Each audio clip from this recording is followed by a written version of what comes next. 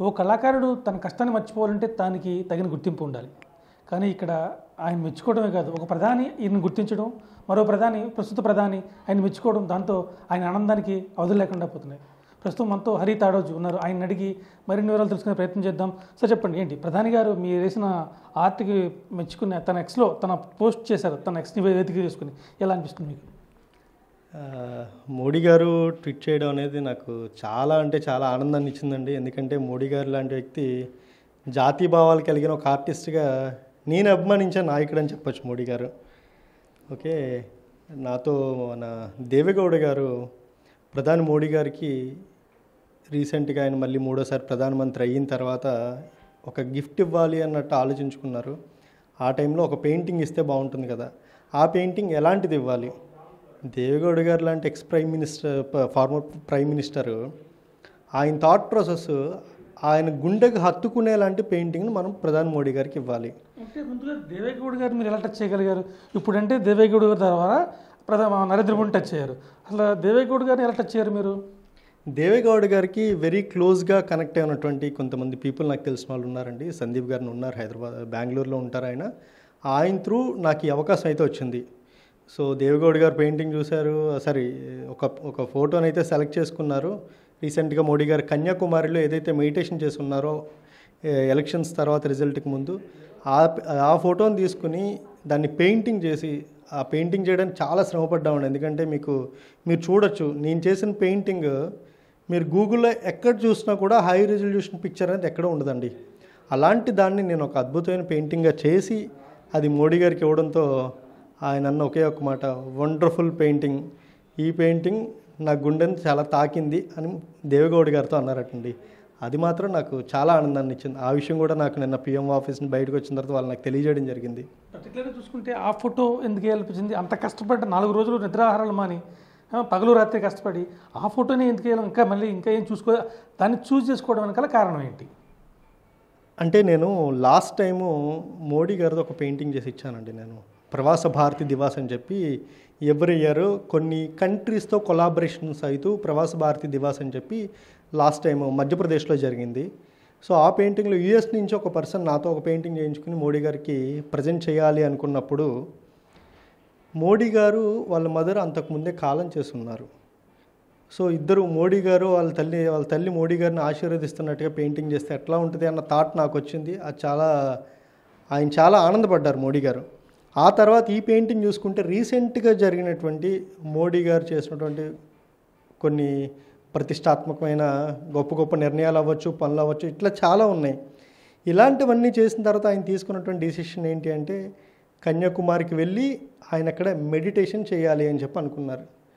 అది after election campaigning అక్కడికి వెళ్ళి మెడిటేషన్ చేసిన ఆ విజువల్స్ కానీ అదంతా కూడా ఇండియా మొత్తం చాలా అంటే చాలా హిట్ అయ్యాయని చెప్పొచ్చండి, సోషల్ మీడియా అంతా కూడా.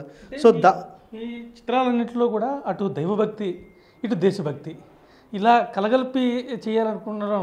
అంటే దీని వెనక ఉద్దేశం ఏంటి? ఉద్దేశం అంటే అది నా గొప్పతనం అని కాదు, కానీ నా పెయింటింగ్స్లో దైవభక్తి దేశభక్తి రెండు ఉండడానికి గల కారణం ఒకటేనండి, అదే దైవానుగ్రహం.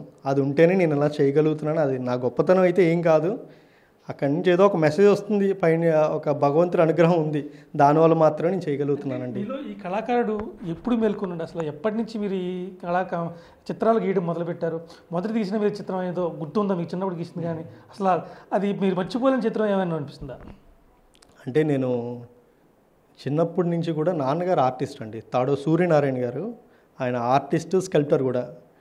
సో ఆయనతో పాటుగానే ఆయన వర్క్ చేస్తున్నాడు, పక్క నుంచి చూడడం ఇట్లాగే చేస్తూ వచ్చామని నా ఇన్స్పిరేషన్ అని చెప్పొచ్చు ఆయన. అలానే ఆయనతో పాటు ఉంటూ నేర్చుకునేది తప్ప నేను ఆర్ట్లో ఎక్స్పర్ట్ అవ్వాలి లేకపోతే యాజ్ ఏ ఆర్టిస్ట్ అవ్వాలి అన్నట్టుగా ఇప్పటివరకు మాత్రం నేను ఎప్పుడు కూడా ప్రాక్టీస్ చేస్తుందంటూ లేదండి.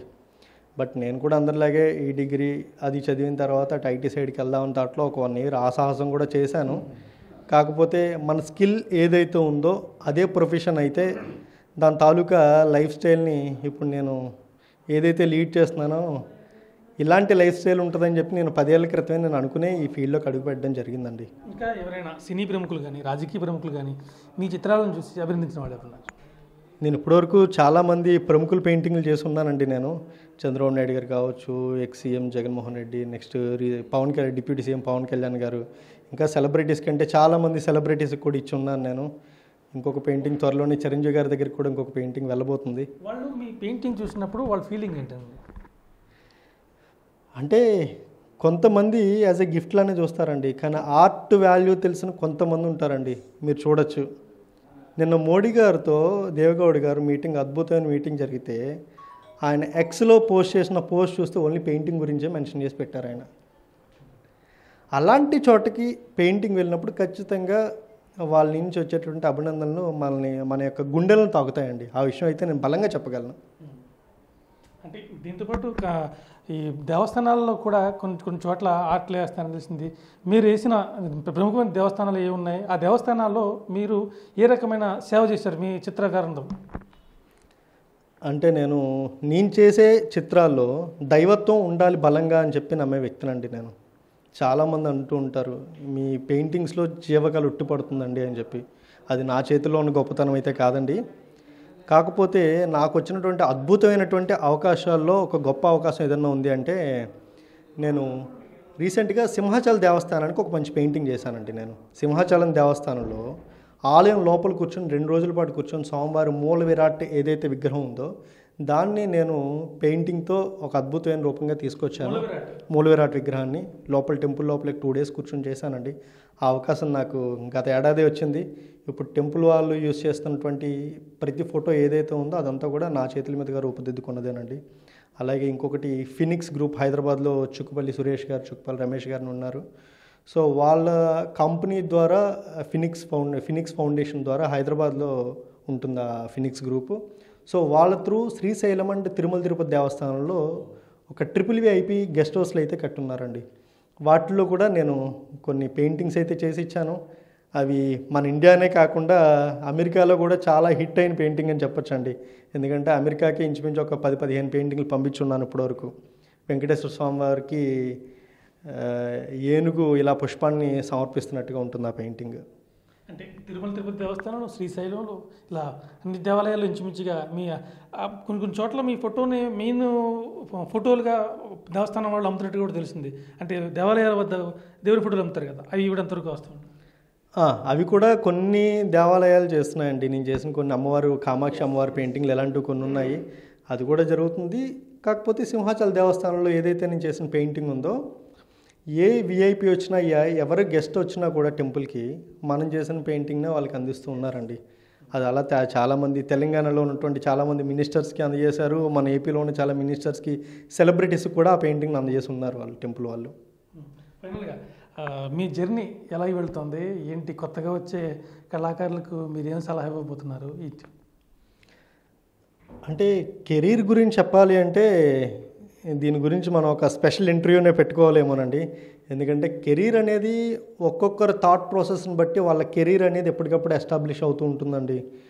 యాజ్ ఏ ఆర్టిస్ట్గా నేను ఇప్పుడు ఒక పొజిషన్కి వచ్చాను అంటే, ఒక ఆర్ట్ ప్రొఫెషన్లో చాలా కష్టం ఉంటుందండి. అంత ఈజీగా అయితే మనం పెయింటింగ్స్ బ్రష్ ఎంతైతే స్మూత్గా కదులుతుందో అంత స్మూత్గా అయితే జర్నీ అయితే ఉండదండి. ఆ విషయం నేను చాలా బలంగా చెప్పగలను. కొంచెం ఓపిక అనేది, కన్సిస్టెన్సీ, ఒక 3-4 సంవత్సరాల పాటు మనం ఒక పని మీద దృష్టి పెట్టి చేస్తే సక్సెస్ఫుల్గా ముందుకెళ్ళొచ్చండి. నేను బలంగా నమ్మేది భగవంతుని నమ్ముతాను, కన్సిస్టెన్సీని బలంగా నమ్ముతాను. మనం పని చేయాలంతే. ఆ పని హార్డ్గా చేస్తారా, స్మార్ట్గా చేస్తారా అన్నది వేరే విషయం. కన్సిస్టెన్సీ అనేది నిలబెడుతుందండి మనిషిని. నేను ఇప్పటికీ 10 సంవత్సరాల పాటు ఈ కెరీర్లో ఉన్నాను. ఈ 10 ఏళ్ళలో ఒక 6-7 సంవత్సరాల పాటు చాలా ఇబ్బందులు కూడా గురయ్యాను నేను. ఎందుకంటే ఆర్ట్ అనేదాన్ని మనలాంటి స్టేట్స్లో కానీ ఊర్లలో కానీ ఆదరించే వాళ్ళు చాలా తక్కువ అండి. ఆదరించడం అంటే చూసి వావ్ చాలా బాగుంది అనడం వేరు. దానికి సంబంధించినటువంటి కొంత ఆర్థిక బలం అనేది చాలా ముఖ్యం అండి ప్రతి ఒక్క ఆర్టిస్ట్కి. అది ఏ ఆర్ట్ అయినా కూడా అవ్వచ్చు, సింగింగ్ అవ్వచ్చు, డాన్సింగ్ అవ్వచ్చు, ఏదైనా అవ్వచ్చు. ఆర్థికంగా బలపడితే కొంత క్రియేటివిటీతో వర్క్ చేయడానికి ఛాన్స్ ఉంటుందండి. నేను ప్రస్తుతానికి ఆ పనిలోనే ఉన్నాను. కొంతమంది ఆర్టిస్టులకు కూడా ఇంతకుముందు నేను ట్రైనింగ్ ఇచ్చాను, ఇప్పుడు కూడా కొన్ని ఇన్పుట్స్ అయితే ఇస్తూ ఉన్నానండి. నేను చాలామంది ఒక 3-4 ఆర్ట్ స్టార్టప్స్ కూడా పెట్టున్నారు కొంతమంది మన దగ్గర నేర్చుకున్నటువంటి పిల్లలే అని చెప్పొచ్చు. So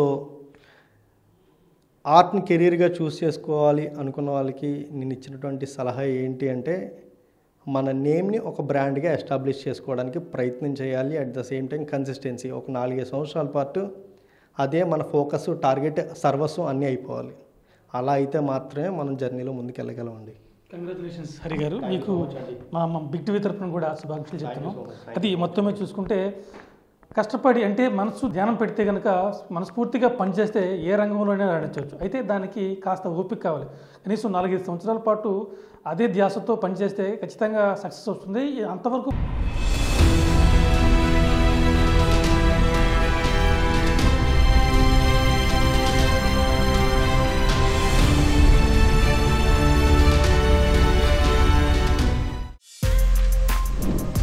For more videos like this, subscribe Big TV channel.